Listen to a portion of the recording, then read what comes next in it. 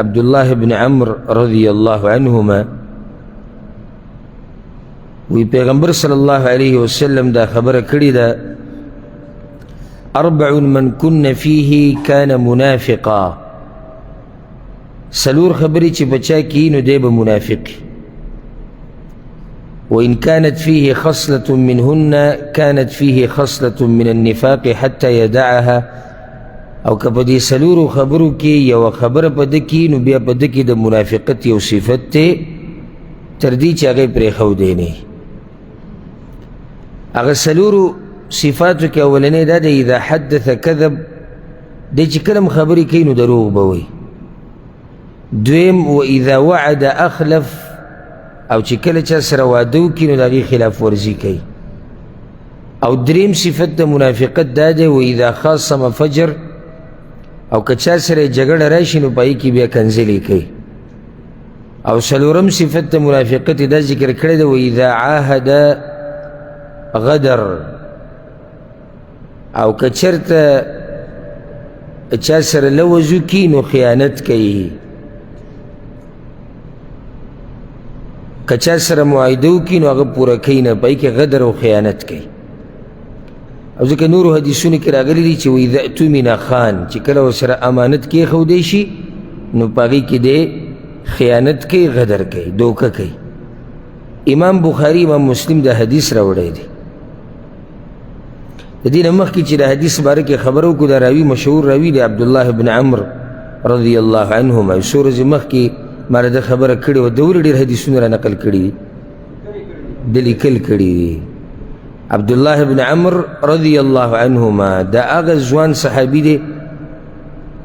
چے پلاریم صحابی دے عمرو بن العاص ابن وائل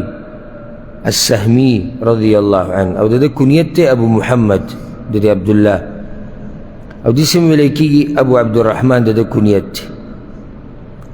او آغا صحابہ کرامو کی دے چے اللہ والا دا دین دیر پوها ورکڑے ہو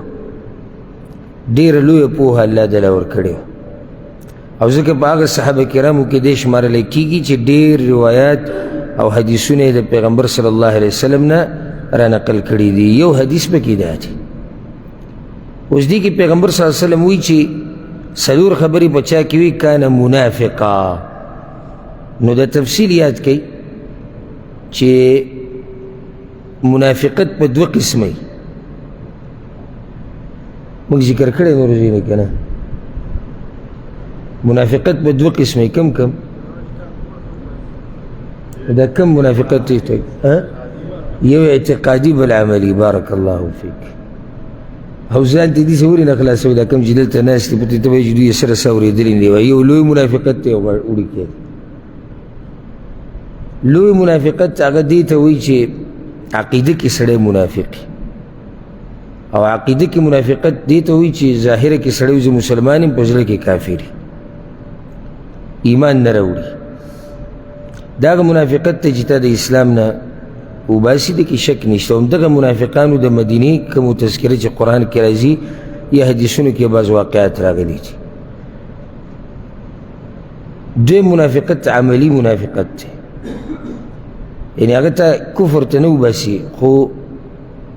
خطرناک پا دیده چی تا نجدیکی ورتا دیتا عملی منافقت و دیتا اوڑی که منافقت و دا پا مسلمان کی مرات لیش یو سڑے مسلمان دے او کمزور مسلمان دے تا کی منافقت رات لیش نو دلتا با کم منافق مرادی پیغمبر صلی اللہ علیہ وسلم صدور خبری چا کی دے و منافق عملی کا اعتقادی عملی اس بلا فائدہ دیتا دا یادا کی چے دا صحابہ کرام او دا نیکان خلق چے با بزان باندی یریدو دا منافقتنا دا کم منافقتنا با یریدو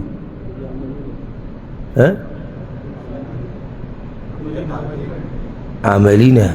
اعتقادی کی دیشی باو کراش لکہ عمر بن خطاب رضی اللہ عنہ چے دا حذیفہ رضی اللہ عنہ خوالا ورگے او اگر سر آغا دا بازو منافقانو نمونو چی پیغمبر صلی اللہ علیہ وسلم تخوریو نووری و توٹکوی باللہ انا منہم زتانا دا تبوس کم چی زدق منافقانو کی خنیم پیغمبر صلی اللہ علیہ وسلم چی نمون آگستی آیا عمر بن خطاب آغا منافقان یادی چی آغا اعتقادي منافقت پکې دی کم منافقت دی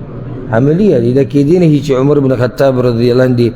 په ظاهره کې مؤمن او په زړه کې دغه کفر والعیاذ بالله دا کېدی نشي دغه شان لکه ابن ابي مليك رحمه الله وی او دې ته غوږ کېدی ګوره أدركت 30 من أصحاب النبي صلى الله عليه وسلم كلهم يخاف النفاق على نفسه دا امام بخاري دا روایت راوړی وی ډېر صحابه کرام ما په خپل ژوند کې لیدلي دي دا ټول یریدو په ځان باندې د منافقت نه او زموږ دپاره د سوچ خبره دا ده که اوس دې چاته ووایي چې یریږه منافق نه شي جګړه درسره کوي زه به منافق شم ما کې به منافقتي او دی وایي چې ما ډېر صحابه کرام لیدلي ورسره ملاو شوی یم هغه ډېر شونه ما لیدلي چې په ځان باندې یریدو د منافقت نه نو دې کې دوه فایدې یو خو هغو چې کوم منافقت نه یریدو هغه عملي منافقت دی اعتقادي دا به وکړي نشي راتلی دویمه فایده دا ده چې مؤمن په ځان یریږي که چېرته دی مؤمني او زموږ د پښتانه خو د دین نصیحت ورته نشي کولی نو نصیحت لکه که څوک د سره مانځه کې ولاړي تا ورته نصیحت وکړو داسې برک برک به راته وګوري داسې که په لاره دې چاته ووایي چې وروره دا پنسي لږې بره ساته دا کته ساتل حرام داسې به ورته ها که دې ورته ووایي دا سګرټ مه څکه دا حرام دي دا سندرې مه اوره دا حرام دا کار ستا غلط دی دا خبره تا هغه ته غلط ښه صحیح ده لکه دې دا مني نه چې به ده کې څه کمیش دي دا سم پاک صفا انسان دی مفتی دی او د مفتی زوی دی او د مفتی نوسی دی او چې دې ورته ووایي ته ماته دا سوره فاتحه صحیح واوروه دا ته څنګه وایې مانځه کې نو دومره غلطه وایي چې دی ستا په مخ کې ویلی هم نه شي ته پوته چې ماله نه راځي خو نصیحت نه قبلوي ځان کې کمی نه مني دا زموږ د عوامو حال دی چې علم ورسره نشته هغه به ځان نه یریږي او نه نه نه صرف کلمه ویلې ډایرکټ صرف د جنت دروازه کولوېده او د ده ورننوته صرف دغه پاتې دی نو مرګ پاتې دی که مرګ راغی دی لاړ چېرته جنت دینداره سړی نیکعمله سړی همیشه ځان ته د کمي نسبت کوي او چېرته دا نه وایي چې زه به دیندار او زه پوره نه همیشه دا وایي چې دا خلک زما نه په دیندارۍ کې ښه دي زه کمزوری یم نو کله چې دی دا وایي چې زه کمزوری یم نو فایده به سره وځي کوشش به کوي بیا خو چې ځان پوره وګڼي بیا کوشش نه کوي لکه اوس یو سړی دی او عالم خوا کې زنګون ماتوي خو په دې ماتوي کښېني چې زه ځان پوه کړم ما سره علم نشته خو که چېرته دی دا وایي چې زه پوه یم بیا خو دی نه راځي لکه چې هغه وایي ضرورت هغه څوک لري چې هغه ته پته نه وي او موږ ته خو پته ده او دا بعض عوام دا وایي دین څه ګران خو نه دی هغه موږ له هم راځي دوی دا مطلب وایي چې دا دین دغې ته وایي چې به کلمه ووایه او مونځ کوه او دس کوه حالانکه الله پیغمبر ته وایي چې تا باندې چې کومه وحي موږ درلېږلې ده نو ډېره درنه وحي موږ درلېږلې دا دین زده کول او په دې باندې ځان پوه کول دا د سړي ویښته سپینوي او ملا د سړي ټیټه کړي او د سړي یعنې د غوږونو لوګې وباسي داسې ګران کار دی داسې اسان کار نه دی اوس سکول ته سړی ځي یونیورسټۍ ته زموږ هم سکولونه ویلي دي ما ویلي دي الحمدلله انګلیش مې ویلی هر څه مې ویلي هېڅ ګران نه و ښه اسان و راته خو بیا چې کله ما د دین د علم زده کوو نو ما ته پته ولګي چې لوی فرق دی دې هغې کې اخو یو موضوع د تاله درکې دا موضوع یادوه بس دلته دین دی د الف نه د یا پورې دا مسلې ذهن کې ساتل دا حدیثونه ذهن کې ساتل دا آیتونه دا سیرت دا تاریخ دا اختلافات د علماو دا احکام دا مسلې دا غټه سینه غواړي هر چې ډاکټر دی یو فن کې لګیا دی بس یو څو کتابه دي د هغه انجینر یو څو کتابه نو هلې سړی دین زده کوي چې کله دی دا ومني چې او زه څه یم زه کمزوری یم هلې سړی عمل کې کوشش کوي چې دا ومني چې زه کمزوری او صحابه کرام هغه اوچت مؤمنان چې الله دا ویلي وي دا ما بخلي دي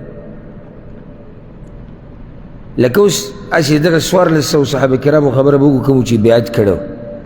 بیعت الرضوان د ونې لاندې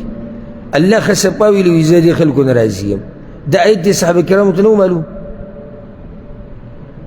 نه و معلوم ورته که نه معلوم ورته سره د دې په ځان یېرېدو یعنې ښه ورته پته ده چې الله زما نه راضي دی بیا هم په ځان یېرېږي ما او تا ته دا پته هم نشته چې خاتمه به زمونږ په کفر کېږي به ایمان به کېږي ما او تا ته دا پته هم نشته چې موږ نه به الله راضي که ناراضه وي موږ ته دا پته هم نشته چې موږ د ایمان په کومه مرتبه کومه درجه کې یو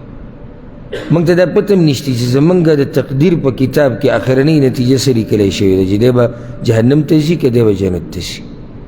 او بیا موږ دومره مطمئن ناست یو داسې ډډه م لګولې ده چې نه جي موږ پوره یو الغرض صحابه کرام دا چې په ځان یېرېدو نو دا کوم منافقت و دا عملي منافقت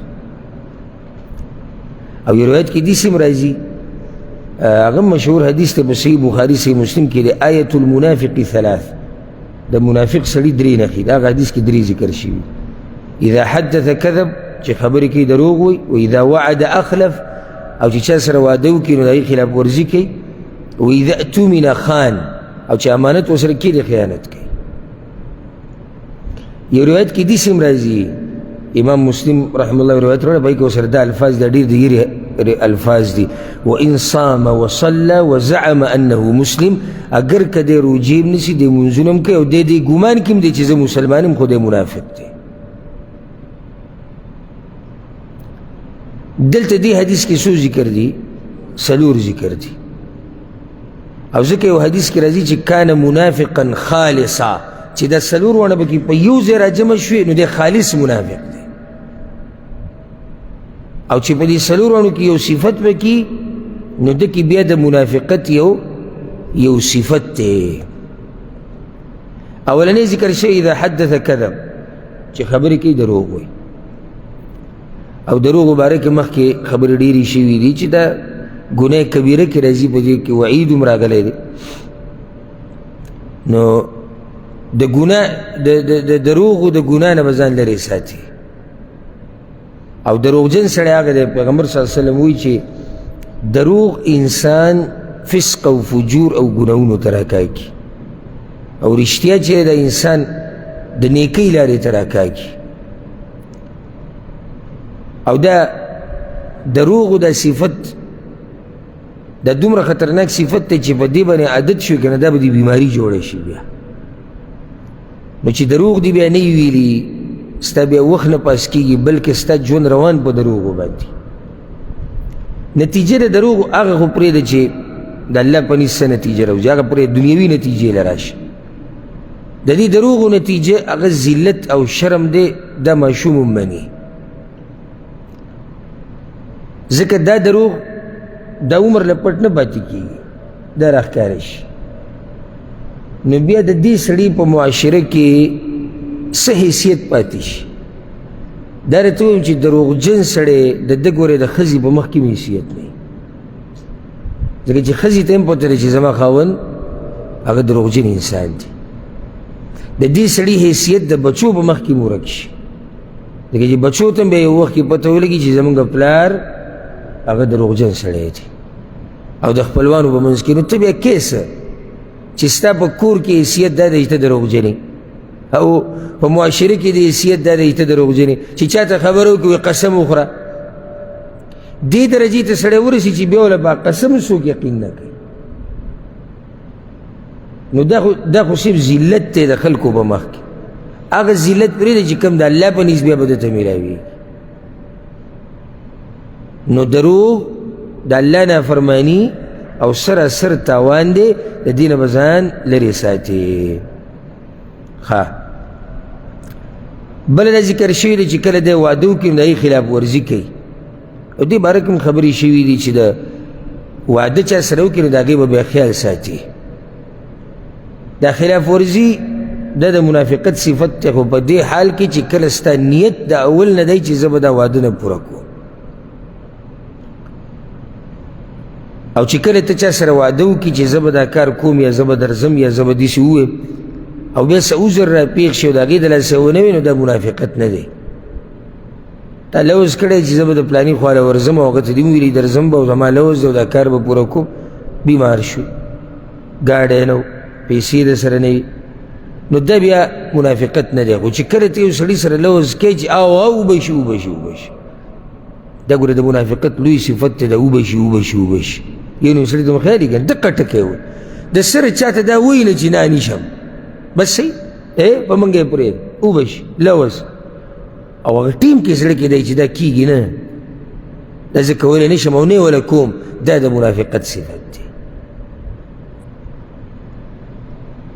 واذا خاصم فجر او کله چې دی جګړه کوي چا سره نو په هغې کې بیا دی بدې ردې وایي سپکې سپورې خبرې کوي فجور دا په عربۍ کې باطل ته وایي هر هغه وینا چې هغه باطله چې د حق نه سړی باطل جوړ کړي د باطل نه حق جوړ کړي دې ته هم فجور وایي د کنځلو ته د بدو ردو ته دې ته هم فجور ویلی کېږي او زم چې په دې خبر باندې پښتنو له ډېر یېرېدل پکار دي ځکه چې ډېر به داسې ویني چې په لاره کې جګړه رواني او عجیبه دا دی چې لکه خلک بیا د ده په شان چې کوم وي هغه د ده صفتو کې وي دا ډېر نر سړی دی د ده سره یوسف جګړه نشي کولی زه خو نرتوب د هغه سړي نه منم چې جګړه د چا سره روانه ده او یادوي د هغه خور او مور او لور چې هغه په کور کې ناست دي یا خاندان یا مړي یا مشران دا خو د سپک او د نیچ انسان کار دی او دا د منافقت صفت دی یعنی د دې بعضو د ژبې په سر کنځلې پرتې که پښتن سره وران شو که عربي سره او که یو سره او که بل سره زه ورځ یو ځای ته تللی وم روټۍ مې رااخېستې مخکینۍ خبره ډېره مخکینۍ وړوکې وم په ورځو کې نو هلته یو عربی ولاړو هغه م روټۍ رااخېستې نو هغه عربي د دې پښتن سره څه خبرې لګې واړولې چې روټۍ صحیح نه ده او داسې داسې یا هغه وله بل روټۍ ورکړه د هغه روټۍ څه ورکولو سره ورته وویل مور دې داسې کم او خور دې داسې کم پښتو کې ما ورته ویل حاجي صاحب خفه نه شي زه خو کشر یم خو یو خبر وکړم څه باید څه درته عربۍ کې ولې نه عربي کې ورته ووایه نو پته به ستا د غیرت هم ولګي د ده به هم ولګي چې دی دفاع د خپل مور پلار کولی شي او که نه شي نو دا ته څه کې ما ته وایي زوی دی چې درته پته ولګېده چې خبره یې راته وکړه دا داسې سپک کار دی یو سړي مور خور یادول او دې ته ته غیرت وایې دې ته ته پښتو وایې پښتو بدنامۍ پښتو دې ته وایي پښتو خو دې ته وایي چې ته د دشمن د مور خور به م خیال ساتي پښتو دې ته وایي یو سړی را لګېدلی ستا پلار یې وژلی پلار د دې سړي د مور خور خیال ساتل دا پښتو ده د ده سره به ګورو د ده سره به خپل کار کې هغه ستا او د ده مسله ده خو خور مور د چا یادول د چا رازونه راښکاره کول د چا په کور باندې حمله کول دا خبرې خو پښتنو ته معلومې دي خو هغه پښتنو دي چې هغوی صحیح پښتو پېژندلي چې دا د پښتنو د پښتونوالۍ خلاف کارونه دي که نه دي چې نه زه غلط یم پښتو دې ته نه وایي چې ته به د دشمن د مور خور هم خیال ساتي او مور خور به له نه یادې دا د سپکو خلکو کار دی دا په جنګ جګړه کې کنځلې کول او د ګاډي شیشه به بندې په ده به مثال کې چا ګاډی راته او ستا خور او ستا مور او شیشه بنده یو خو د منافقت دا وکړو چې کنځلې کوي نو بل دې بزدلۍ ته دې ګورې شیشه بنده ده تا هغه خور مور یادې څومره سپک کار دی نو په جګړه کې دا سپکې سپورې ویل او کنځلې کول دا د منافقت صفت دی او ځکه حدیث کې دا راځي پیغمبر صلی الله علیه وسلم وی امام بخاری دا حدیث راوړی دی ان ابغض الرجال الى الله الالد الخصم په خلکو کې چې د الله کوم خلک ډېر بدي شي ګندې ته غوږ کېدی ګوره جګړه مار کنځل مار سړی د الله انتهایي بدي شي یو جګړه مار ورسره کنځل مار او چې جګړه ماري کنځل ماري او دا بعض د چا صفتو کې دی وي په جګړه پسې پیسې ګرځوي او په پیسو جګړه لري دا ورته داسې یعنې یو شان ونه ذکر کوي نه دې سړی خو د الله نه دی خوښ داسې سړی خو د الله خوښ نه دی چې د هغه هر چا سره جګړې بلکې بلکې درون مسلمان د صحیح عقل خاون هغه هم دا نه خوښوي که نه خوښوي. لکه اوس ته په لار روان ستا جګړه ده، په دکان کې ستا جګړه ده، په بازار کې ستا جګړه ده، په جرګه کې ستا جګړه ده، په دیره کې ستا جګړه ده، په کور کې ستا جګړه ده. داسې سړی شو. هر ځای کې چې دا جګړې روانې دي نو پوه شه چې دا سړی په غلطه دی، دا بد اخلاقه دی. یعنې داسې کیدی نه شي چې هر سړی دې د ده سره جګړه کوي که نه نه منې. اوس مثال کې زه هسې یو مثال درک، زه ځان د جګړې نه وساتم او کوشش مې دی چې زه ځان د جګړې نه وساتم. که څوک یو دوه خبرې زیاتې مو کړي خو زه به کوشش دا کوم چې زما د مقام او شان خراب نه شي، نو زه به په دغه خبرو هم ځان ننګاره کوم او درکوی. ولې زما په هر ځای کې بیا جګړه نه کېږي او ستا په هر ځای کې جګړه کېږي؟ خو تا کې چل دی ځکه د هر ځای کې جګړه روانه ده. تا کې چل دی د هر چا سره تنخته دی، د هر چا سره ستا بحث مباحثه ده، د هر چا سره د خبرې اترې اړولي، دا خو بیا تا کې مشکل دی. نو بل ورځ چې زمونږ یو لرې غونډه کې خپل کېږي د هغه څه مسله وه، نو ما ته بیا چا دا ووایي چې تم د ده نه لکه خفه یې او هغه دا ګیله کوي چې دی خفه دی او داسې دی او دا دی. نو ما دا ووایي ما دی روغ د چا سره دی؟ ما ته وښایه د چا سره روغ دی؟ وایي د هېچا سره مو روغ نه دی. نو ما که صرف زه ترې خفه وی خو بیا به دا منلی کېده چې زه په غلطه یم او دا سړی څه دی دی په حق دی، ځکه چې صرف دغه یو کس دی خفه و چې د چا ټوله دنیا ورانه ده، د هېچا ورسره نه لګي، او صرف دغه یو سړی و چې زه په حق یم او ما ته یو سړی و چې زه خیر دی تا غلطي کړې ځکه چې ته ترې خفه یې. خو وګوره نه دا ټول چې ترې خفه دي خو به دې سړي کې دې سړي کې چل دی که ما کې چل دی؟ دې سړي کې چې چل دی چې دا ټوله دنیا ترې خفه ده، یو به ترې خفه وی، دوه به ترې خفه وی، درې به ترې خفه وی، او ټول ترې خفه دي. نو چې هر ځای کې ستا جګړې دي او د هر چا سره ستا خفګانونه دي، د هر چا سره ستا ورانې دي، نو بیا ته بیمار یې، بیا ته خپل علاج وکړه. او دا ډېر قیمتي نصیحت دی، عمل پرې وکړئ. که چېرته ته داسې یې چې د هر چا سره ستا جو تو تو مې رواني، نو بیا تا کې بد اخلاقي شتي چې هغه د ځان نه لرې کړه. واذا عاهد غدر، بل دا چې دی خیانتګر دی، غدر کوي. د دې معنی دا هم کېدی شي چې د ده سره چا سره معاهده وکړي نو هغه معاهده سر ته نه رسوي، غدر او خیانت کوي. او بل حدیث کې دا دی چې واذا اؤتمن خان چې امانت ورسره کېدي نو خیانت کوي. دلته دا فایده یاده کوي، دا امانت صرف دا نه چې یو سړی به پیسې راوړي تا سره به یږدي او ته به خیانت کوي. هر هغه ذمهواري چې تا ته حواله شي او ته پکې خیانت کوې دا د منافقت صفت دی. لکه ته سکول کې استاد یا مدرسه کې استاد، هر ځای کې چې استاد تا ته دا ویلی شي دې ټایم نه دې ټایم پورې به ته دې ماشومانانو ته دې هلکانو ته دوی ته به سبق وایي. ته راځې او هسې دستخط یې کوې او بیا ځې، یا کلاس کې کښېنې موبایل کې ګوتې وي، نن سبا دا استازي راوتې ده، هغه زوړ وایي یا زوړ، او دی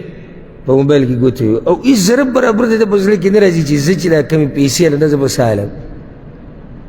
بله دا کم ماشومانان چې مور پلار دومره په سخته رالیږلي دي او پیسونه یې ورکوي او پیسې ورکوي او سهار یې تیارې او په ګاډي کې راوړي، ستا په دوی زړه نه سوځي؟ د دوی دا وخت ضایع کوي. دا خیانت دی، دا منافقت دی. تاله حکومت یو عهده درکړه چې ستا کار په یو اداره کې دا دی، زه پرېږدې دغه پکې زمونږ خپل دی، دی مخکې که زه خیر دی دغه زه پېژنم دوست دی، دی مخکې زه ته ولې 50 روپۍ ورکړي دی مخکې، زه ته پرون به ما چیس کړو دی مخکې. دا خیانت دی، او خیانت کول دا د منافقت صفت دی. دا ورسره م یاده که یو عالم چې د علم په منصب باندې ناست دی او د عالم په منصب ناست دی او خلکو ته دین نه بیاني او اسی ټوغې کوي د خلکو پورې او د دوی هغه دین ګډوډ کوي دا هم خیانت دی. لکه نن سبا د مولیانو د دې کرسونم او د دې منبرو نه د سیاست سنګرې جوړې کړي دي که نه. زه خو چې د فیسبوک کې ګورم یو دغه ډز ډوز روان دي د سیاست.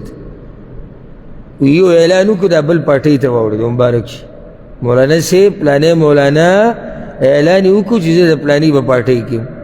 بل اعلان وکړو زه د پلاني پارټۍ کې یم، نو بیا بیان روان دا خولې نه پشم روان او موږ په حق یو او موږ دا او هغه په ناحق او موږ دا خلک دې دپاره ناست دي او دا عوام د دې لایق دي. دا عوام د دې لایق دي ځکه که موږ ورته څه وایو موږ ته په ناحقه وایي دغه ته په حقه وایي. لکه بل زما یو بیان د مولا مې اورېدو د مولانا څه سیاستدانان یې یاد کړو په پاکستان کې وایي دوی ته چې سړی وګوري د سړي اودس ماتېږي. ته دې خبرې ته وګوره، ته دې سپک باس ته او د فحاشۍ دې باس ته وګوره په منبر باندې. ته هلک ته ګورې ستا اودس ماتېږي دا تا کې خو بیا لویه بیماري پرته ده او ستا په سر پټکی دی او ته ځان ته مولانا یې. دا خلک هم د دې لایق په دې دي چې په دې خبره هم لاندې نه خلک زنده باد وایي که نه. په دې خبره هم وایي زموږ مولانا به مني وایي نور مولا دی په منبر یې ووایي چې هلک ته د سړي اودس ماتېږي. نه زما مولا چې ما ته بیان کوي او دا خبره وکړه زه به ورته وایم چې مولانا صاحب خفه نه شي خو دا کومه خبره چې ته کوې چې پلاني ته سړی وګورې اودس مات شي باید اودس دا د فحاشۍ خبرې نه وي او دا د فحاشۍ طرف ته دعوت نه وي. او څنګه د یو مؤمن اودس یو هلک ته ماتېږي؟ مؤمن اودس هلک ته ماتېږي؟ هلک نه جنۍ ته هم نه ماتېږي پردۍ جنۍ ته چې مؤمن یې صحیح. نو دا خبرې په منبر او دا خلکو ته زنده باد ورده بلکې بیا داسې مولانا له عنوان د څه ورکړي چې دا نر مولا دی. دا پښتانه عجیبه خلک دي چې کم سړی حکومت پسې کنځلې ډېرې کوي، کم سړی په منبر باندې بدې ردې ډېرې وایي، سپکې سپورې ډېرې وایي، ده ته موږ غیرتي مولا وایو. دا جي غیرتي نه، غیرتي هغه دی چې تا ته قرآن او حدیث بیان کړي، تا د غلطې لارې نه د الله په توفیق سره راوړي، دا غیرتي عالم دی. نو الله دې زموږ په حال باندې رحم وکړي. خبره مې دا کوله چې دا مولیان په خیانت کې واقع دي. دا قسمه علما ولې په خیانت کې واقع دي؟ نه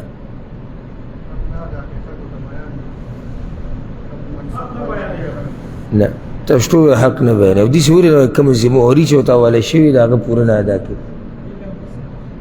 نه دا هم غلطه خبره چې علم ورسره نشته. داسې یي چې علم ورسره یي او بی کې خیانت کوي، داسې نه شي کېدی؟ کېدی شي. نو الله دې موږ د منافقت د صفاتو نه ساتي. 49 حدیث دی عن عمر بن الخطاب رضی الله عنه. عمر بن الخطاب وی عن النبي صلى الله عليه وسلم قال پیغمبر صلی الله علیه وسلم نے بیانی چې هغه دا خبره کړې ده لو انکم توکلون علی الله حق توکله، کچرتا تاسو په الله باندې داسې توکل کولی لکه څنګه چې د توکل حق دی، لرزقکم کما یرزق الطیر، نو تاسو له به داسې رزق درکړی وی لکه څنګه چې مرغۍ له ورکوي. تغدو خماصا وتروح بطانا، دا مرغۍ چې سحر د خپلې جالې نه پاسي نو په نهره خېټئ او خېټه خالی او چې ماښام راځي نو خېټه ډکوي. دا حدیث امام احمد، امام ترمذي، امام نسائی، امام ابن ماجه، امام حاکم او امام ابن حبان دې ټول راوړي. دا حدیث دلته ولې راوړو؟ بنیادي حدیث دی، بنیادي حدیث راوړی دی. بنیادي دا چې دې حدیث کې دا مسله بیان شوې ده چې خپل کارونه الله ته حواله کړه. توکل دې ته وایي که نه، الله ته ځان سپارل. او توکل باره کې ما الحمدلله خاص بیانونه کړي، هغې ته رجوع کړي نو توکل به ته ولګي. خو لنډ دا چې توکل دې ته وایي چې یو سړی ځان وسپاري چا ته؟ الله ته. ورسره بنیادي مسله دې حدیث کې دا بیان شوې ده چې د توکل سره به اسباب لټې. نو دا ډېر بنیادي حدیث امام ابن رجب رحمه الله راوړی دی. اولنی فائدہ دی حدیث کی دا ده چې که چېرته تاسو په الله باندې داسې توکل وکړو لکه څنګه چې حق دی د توکل کولو، د دې نه دا فایده راووته چې دا توکل د ټولو خلکو په یو مرتبه کې نه دی. داسې خو هر مسلمان وایي زما په الله باندې څه دی؟ توکل دی، او ما ځان الله ته سپارلی، خو د ټولو یقین په الله باندې یو شان نه دی، او د ټولو ځان سپارل الله ته د یو شان نه دي. ځکه دلته وایي که چېرته تاسو داسې توکل وکړئ لکه کمې چې حق دی، معنی دا چې ډېرو خلکو توکل کړی دی خو داسې نه دی کړی څنګه چې د توکل حق دی. نو څنګه چې دا ایمان کمیږي زیاتېږي، دا توکل هم کمیږي زیاتېږي. د ټولو اعتماد په الله باندې یو شان نه دی. دا نشي کېدی، دا نشي کېدی چې د ابوبکر صدیق رضی الله عنه چې په الله باندې څنګه اعتماد و، داسې د یو عام امتي ګناهګار اعتماد هم په الله باندې دی. کېدی شي؟ نشي کېدی. نو د حدیث کې ترغیب دی، وی راشه الله ته ځان وسپاره، توکل وکړه په الله باندې. ومن یتوکل علی الله فهو حسبه. او چا چې په الله باندې توکل وکړو ځان یې وسپارو الله ته، الله وی زه د لپاره کافي یم. هر څه به درته الله اسان کړي، لارې به درته کوله وکړي. لرزقکم کما یرزق الطیر. الله اکبر. الله به دله داسې رزق درکړي لکه څنګه چې مرغۍ له ورکوي. خو زمونږ اعتماد کمزوری شوی دی، زمونږ توکل کمزوری شوی. دا مرغۍ او دا مارغان هر قسمه چې دي دا به کومې کمپنۍ کې کار کوي؟ مسافر دي، که ټیکهداري کوي، که انجینیري کوي، که ډاکټري کوي. دا میخه او دا غوا چې ستا په دې کور کې ولاړ دي او دا ګډي بیزي او توره دا ګېډې راوړي او خیال یې ساتي، دوی اخر څه کوي؟ څه مزدوري کوي؟ رزق را روان دی. وی که چېرته تاسو په الله باندې صحیح اعتماد او یقین وکړو تاسو له هم داسې رزق درکوي. نه راشه دې بازو ته وګوره، والله چې ته به وې چې د ده نه الله بلکل یېر دی. سهر ماښام د ده په خوله یوه خبره چې دا به څه کېږي، او دې ته سوچ نه چې کېږي به دا چې د الله عرش والا رب هغه به اسانه کړي، دې ته د سره سوچ نه ځي. او ځکه عمر له ذلیله او سپېره ګرځي. کم سړی چې په الله باندې اعتماد ساتي او الله ته ځان سپارلی، الله د ده مسلې اسانوي د ده دپاره. ويرزقه من حيث لا يحتسب. او د دې څیزونه او د رزق ورکړي چې ده به ګمان کې هم نه راځي. والله که به ګمان کې هم راځي چې الله ماله دې ځای رزق راکړي، الله ورله دغه ځای رزق ورکړي، ځکه چې په الله باندې اعتماد. نیم کیلی به یې اخیستی، نیم کیلی، او ښه وروره د میاشتې به ښه ډېرې پیسې ګټي او کار څه به وزري، خو دومره په یره کې دومره بې اعتماده په الله باندې، وایي زه به کومه څه، دیم وایي زه به کومه څه، د ده په خوله هم دا خبره زه به کومه څه. او هغه غریب خو بیا تپوس مه کوه، هغه توکل چې کمزوری ده، خو نور څه وایي بیا له باندې چې دغه پیسو والا چې الله والا دومره څه ورکړي د هغه دا خبرې دي. نو په الله باندې اعتماد او یقین دا مضبوط ساتئ. لرزقکم کما یرزق الطیر. تاسو له به داسې رزق درکړي لکه څنګه رزق چې یو مرغۍ له ورکوي. ها دا مرغۍ ولې ذکر کړه؟ نو د هغې فایده، بل یو حیوان یې ذکر نه کو، بل یو زناور یې ذکر نه کو، بل یو څاروی یې ذکر نه کو، مرغۍ ذکر کړه. پیغمبر صلی الله علیه وسلم ګوره ډېر حکیم انسان دی، دی چې د خولې نه سم راوباسي پای کې حکمتونه یې ګورئ. دا نه چې پیغمبر هسې بس دا مرغۍ ووایي،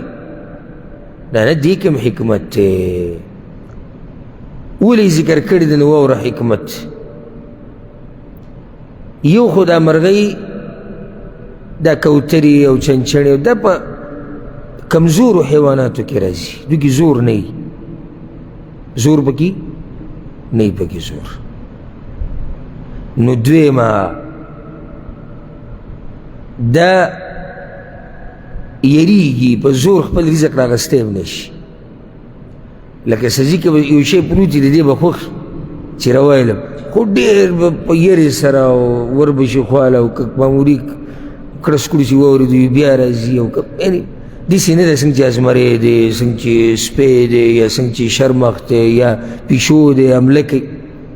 نه نه هغه نشته، ډېر کمزور حیوان الله پیدا کړی دی.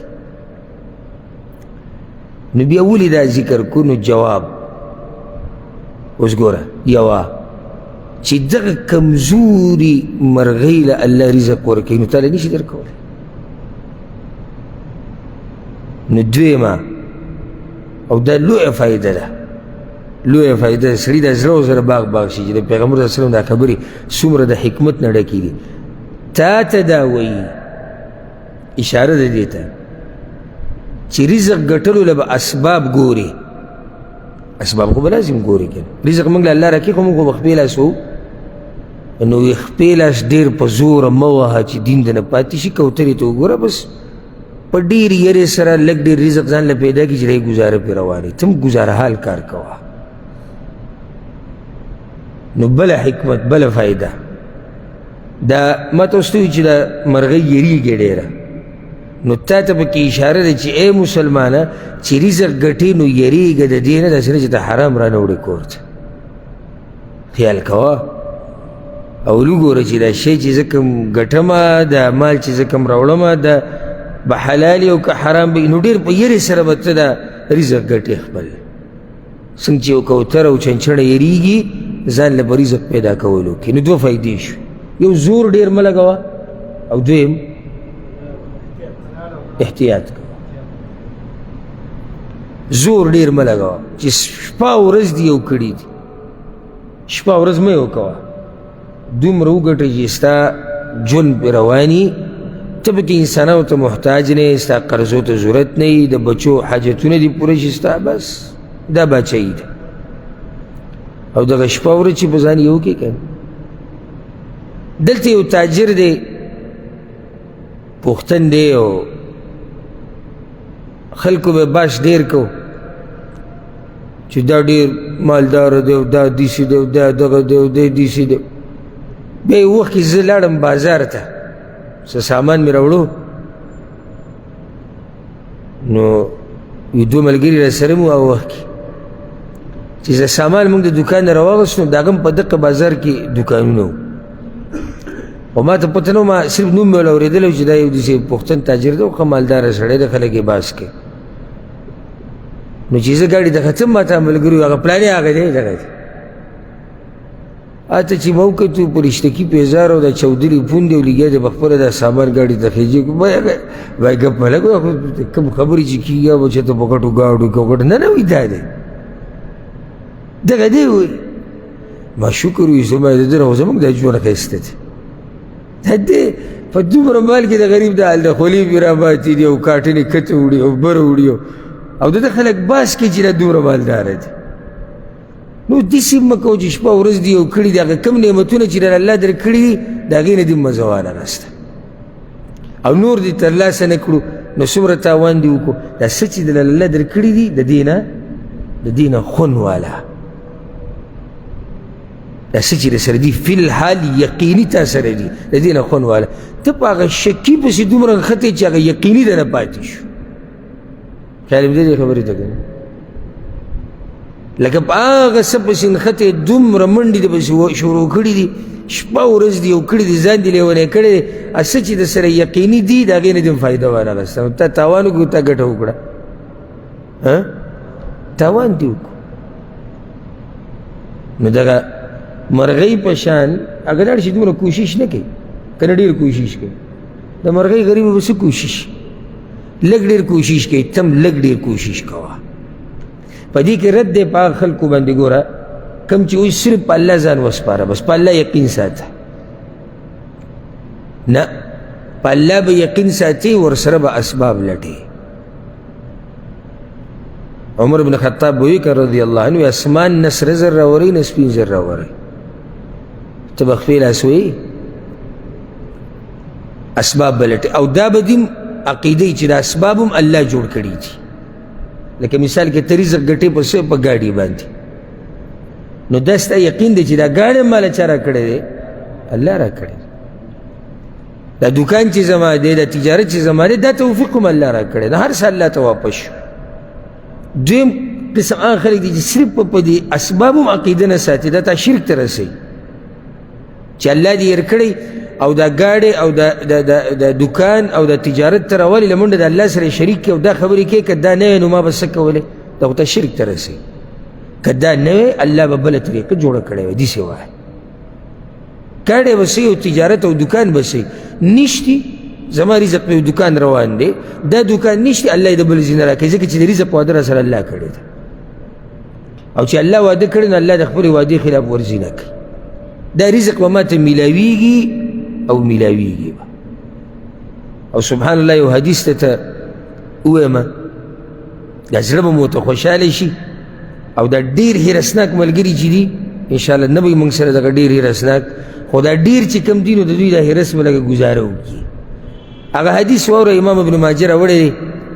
جابر رضی الله عنه پیغمبر صلی الله علیه وسلم دا خبره کړې ده، ایها الناس ای خلکو اتقوا الله ویرېږئ د الله نه، واجملوا فی الطلب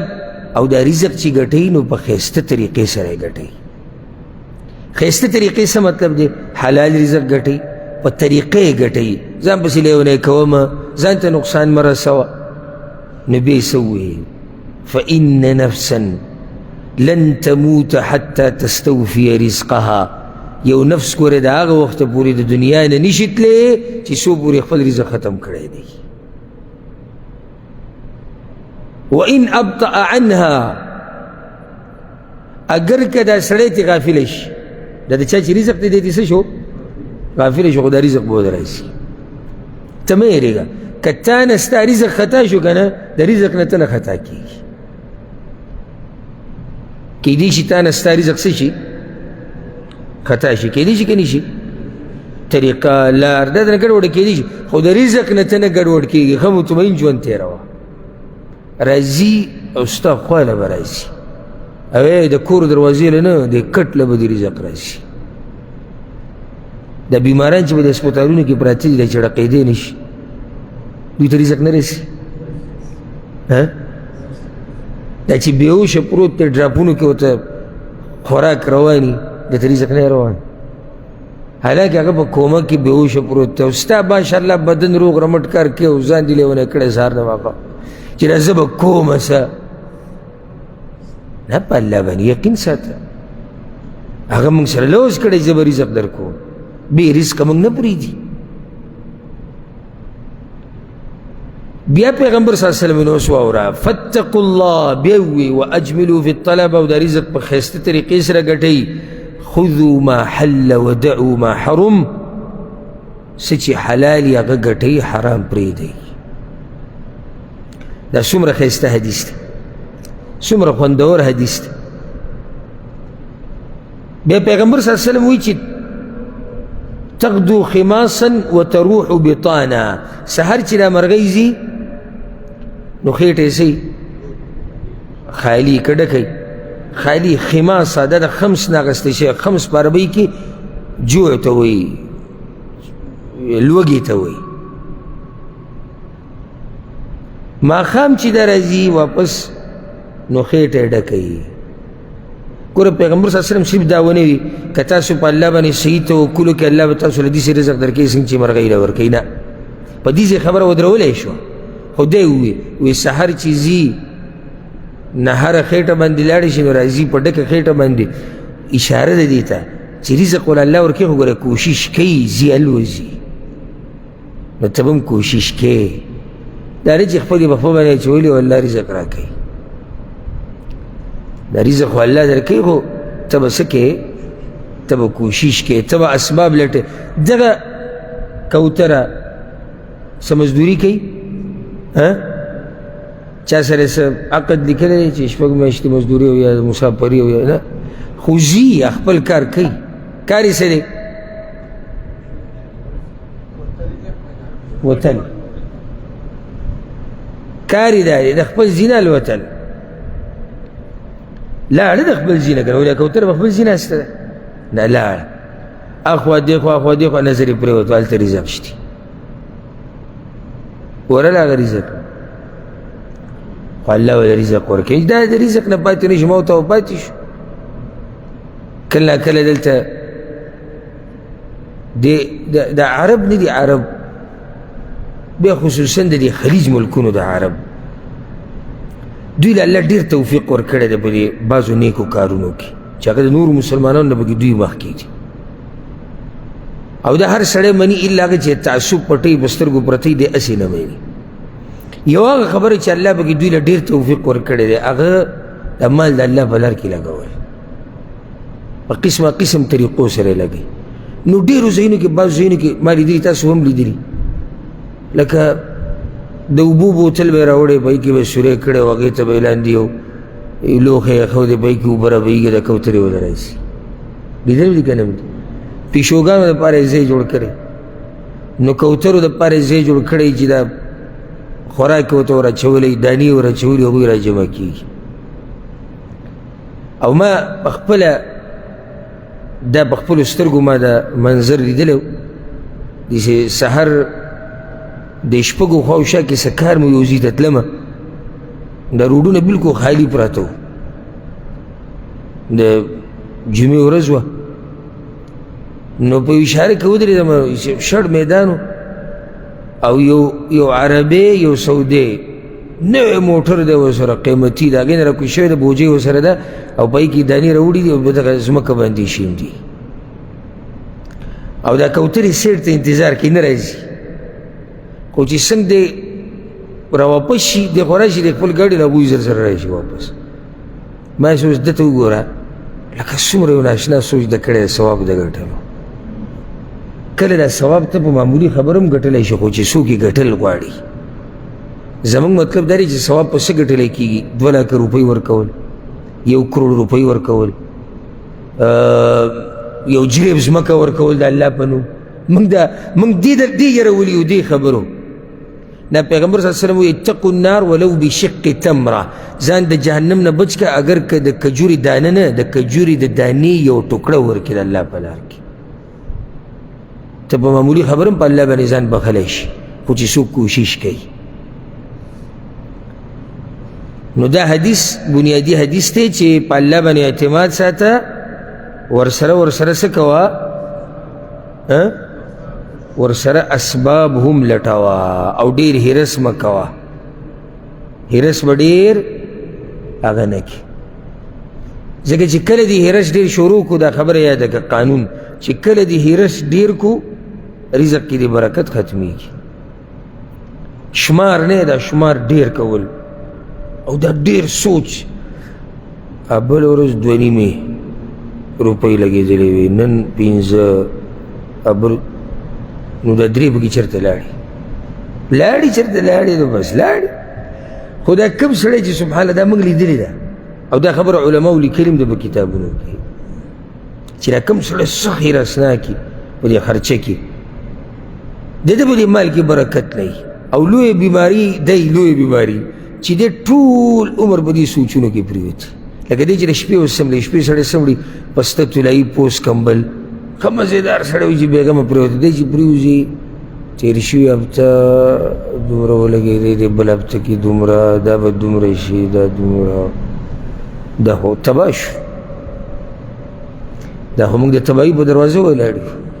او دا اوس څه ژوند دی دې بیمارۍ ته دې غریب وګوره. ها حساب کتاب سړی کوي خو دومره جوور پکې نه شي. حساب وکړه تا څه ګټلي دي څه دي لګولي دي زه خیر دی کمې شوې دلته ډېرې ولګېدې دلته ډېرې شوې دلته دا شوې زه بس هېڅ خبره او دا باچا سړی ده چې لاس داسې وایي زه مړه هېڅ خبره نه دلې الله دومره ورکوي که نه او دومره پراخه او ښایسته ژوند او خوب یې دومره مزېداري دومره په ارامو دی او دغه بل په خوب کې اکثر دغه حسابونه کوي خوب یې دي ځکه چې د کومې خبرې چې ته سوچ کې هغه اکثر په څه کې راځي په خوب کې د خوب هم اکثر درته دا راځي چې هلته یې دومره ولګولی او دلته یې دومره ولګولی دا به کېږي څه نو دا ډېر هرس چې دی دا د مال نه برکت ختموي. په دې باندې دلایل هم شتي خو بیا به خبره ډېره اوږده شي او زه غواړم چې د اخرنی حدیث ختم کړو. د دې نه بعد 50م حدیث او اخرنی حدیث چې امام ابن رجب رحمه الله راوړی دی هغه حدیث دی د عبدالله ابن بسر رضی الله عنه او په دې باندې دا کتاب ختم کړی وی اتى النبي صلى الله عليه وسلم رجل پیغمبر صلی الله علیه وسلم پس یو سړی راغی وی یا رسول الله اے د الله پیغمبره ان شرائع الاسلام قد كثرت علی د اسلام د احکام او اعمال ډیر زیات دي په ما ډیر شوي دي دي که خو شک نشته دین سره داسې لنډ تنګ خو نه دی که نه اعمال په دین کې لږ دي که ډیر دي ډیر زیات دي او ځکه تاسو ما بار بار دا وي چې صحابه کرامو د تپوسونو نه پته لګي چې دا څومره پوه خلک او دې تپوس ته یې ګوره یا رسول الله اعمال ډیر زیات دي فباب نتمسك به جامع الله اکبر یو جامع یو بنیادی عمل اگر ته وښایي نو چې راوي نیسو ښه مضبوط دا به دې د فرضي عمل تپوس کې که د نفلي استاسو د عقل پته بولي نفلي ولې فرضي خو فرض دی اوس داسې څوک راشي وایي چې یاره دا فرضي عمل ډېر زیات شوي دي په دې کې راته یو وښایه دا نور به پرېږدو کیدای شي سوال د څه باره کې دی نفلي عبادت چې د الله پیغمبره دا عبادت خو ډېر زیات دي دا نفلي نو یو عمل راته وښایه هغه به راونیسو سم او د دې دا مطلب نه دی چې نور به پرېږدو مطلب دا دی چې دا یو به بنیادي راونیسو نو دا نور به ورسره لږ ډېر کوو او دا کیدی نشي چې یو سړی په دین باندې د ټول عمل وکړي دا نشي کیدی او ځکه حدیث کې راځي پیغمبر صلی الله علیه وسلم وایي ولن یشاد الدین احد الا غلبه او چا چې په ځان باندې سخته جوړه کړې ده چې زه به په دې ټول دین باندې عمل کوم او غلوی شروع کړي دین پې زورور شوی دی د دین سره څوک مقابله نشي کولی ولې نشي کولی مقابله ټول نشي راګیرولی بارک الله فیک دی جواب دی دا کیدی نشي چې ته د دین هر عمل ته ځان ورسې خو څه د دې ځینه څه د دغه ځینه څه د دې ځینه او داسې یو کار روان دی دا صحابي تپوس کوي چې یو جامع عمل راته وښایه قال پیغمبر صلی الله علیه وسلم لا یزال لسانک رطبا من ذکر الله ستا ژبه دې همیشه د الله په یاد باندې لمدی ناشنا عمل یې ورته امام احمد دا حدیث راوړی دی عبدالله ابن بسر رضی الله عن المازني دا کشر صحابي دی او د پلار هم صحابي دی او اتیا هجری کې دی وفات شوی یا بعض علما وایي شپږ نوي هجری کې وفات شوی دی د عمر په وخت کې 100 کاله او صحابه کرامو کې اخرنی صحابي چې په شام کې مړلی هغه عبدالله ابن بسر رضی الله عنه دی دی حدیث کې ترغیب دی د څه طرف ته ذکر طرف ته او نږدې ورځو کې موږ د ذکر فضایل بیان کړي و ډېر شي ذهن کې ومي انشاءالله که نه هېر شوي دي قرآن کې به الله ترغیب ورکړی ځای په ځای یا ایها الذین آمنوا اذکروا الله ذکرا کثیرا وسبحوه بکرة وأصیلا اے ایمان والو الله یادوي په ډیرو یادولو سره په ډیرو یادولو سره او سحر ماښام د هغه پاکي بیانوئ بل ځکې الله وایي ولذکر الله اکبر او د الله یادول الله وایي د لوی عبادت دی بل ځکې الله وایي فاذکرونی اذکرکم ما یادوي الله وایي وایي زه به تاسو یادوم او داسې نور ډېر ایتونه دي نو پیغمبر صلی الله علیه وسلم وایي ژبه دې ستا لمدی په څه باندې د الله په ذکر ژبه څنګه لمدېږي د الله په ذکر دا خو دغه ولې وایي ژبه لمدی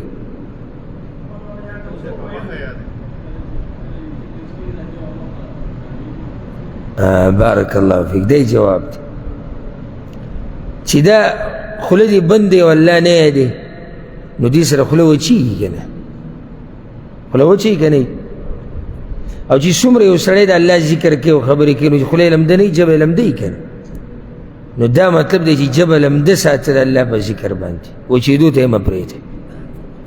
څه نه څه ذکر د الله کوه انشاءالله هغه ذکرونه به تاسو هغه اذکار او دعاګانې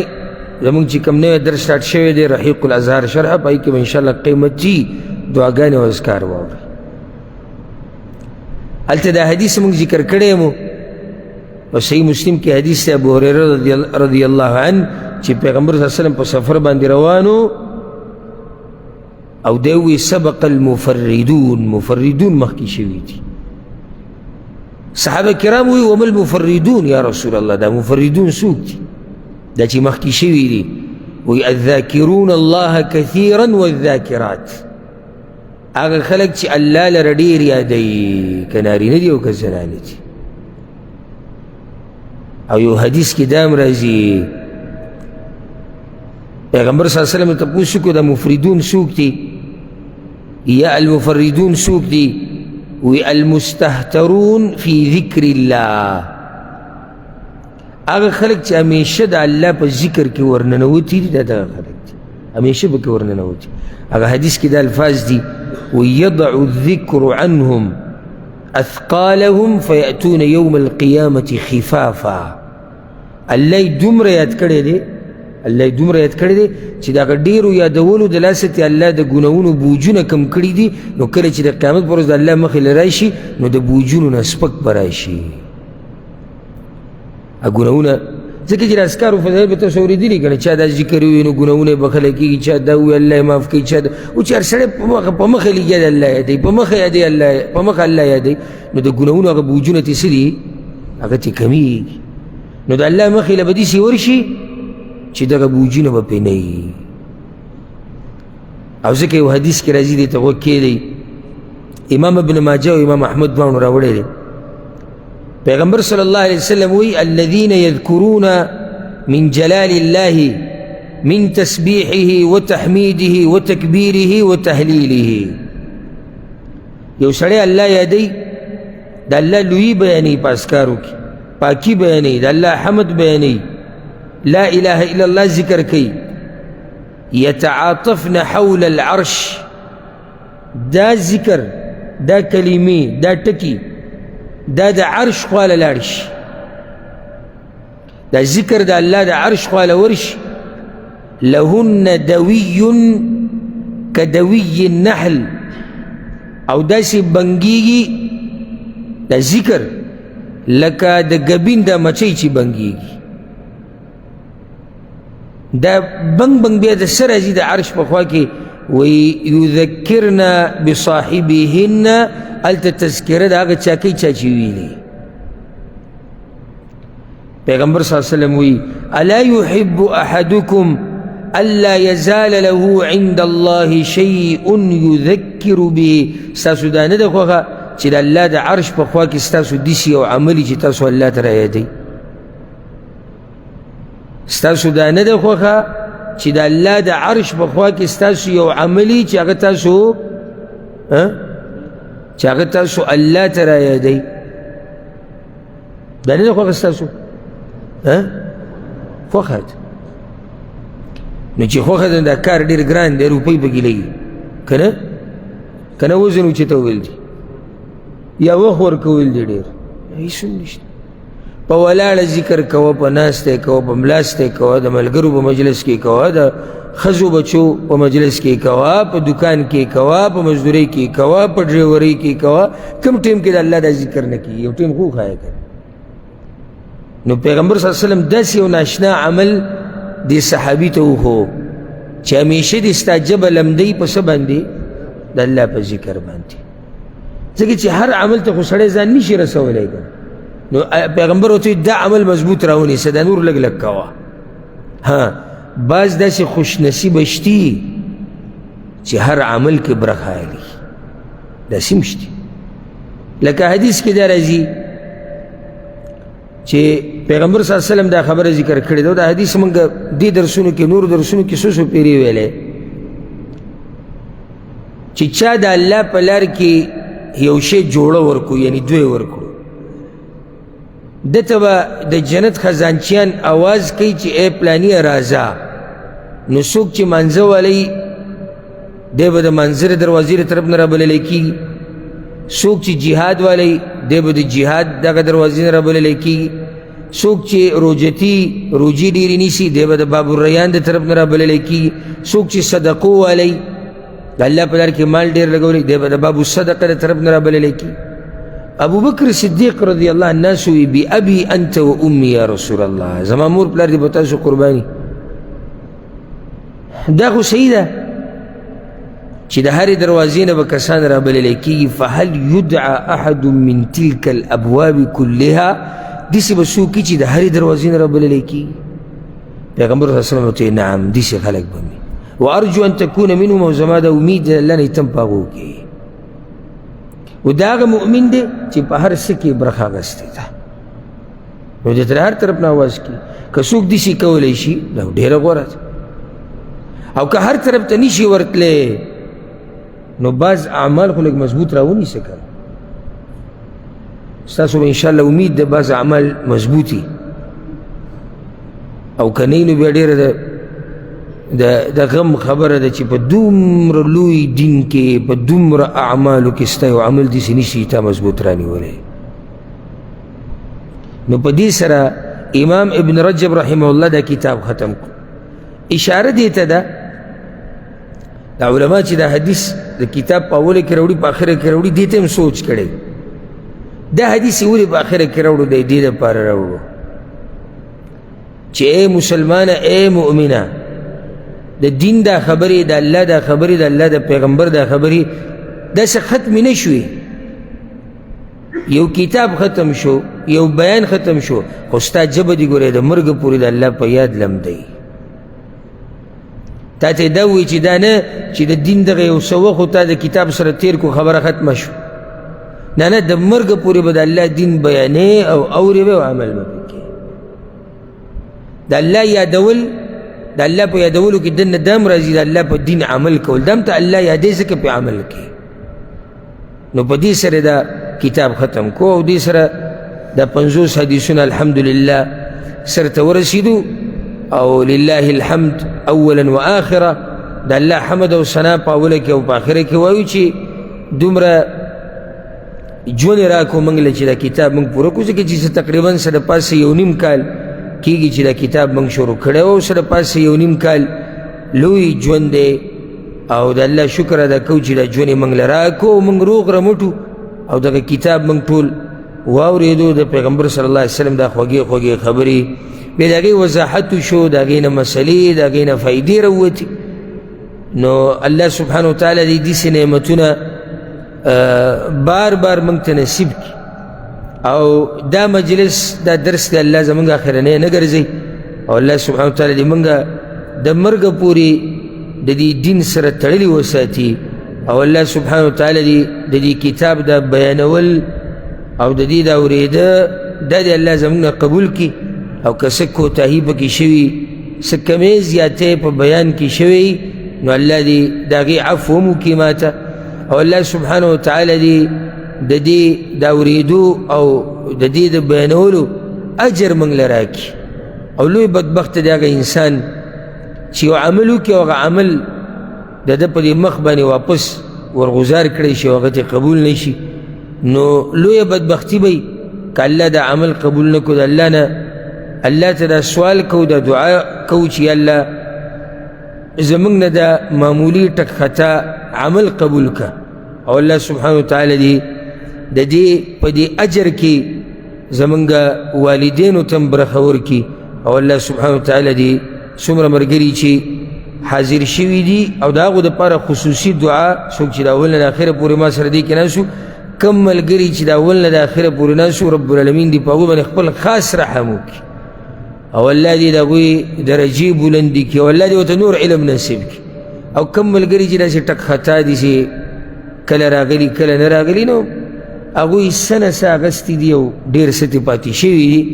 الله دې په ټولو باندې خپل خاص رحم وکړي. او انشاءالله پر روانه هفته کې به بیا هغه کتاب وټاکو چې کوم کتاب به بیا بل ویلی کېږي نوی. هذا والله اعلم وصلى الله وسلم على نبينا محمد وعلى آله وصحبه أجمعين.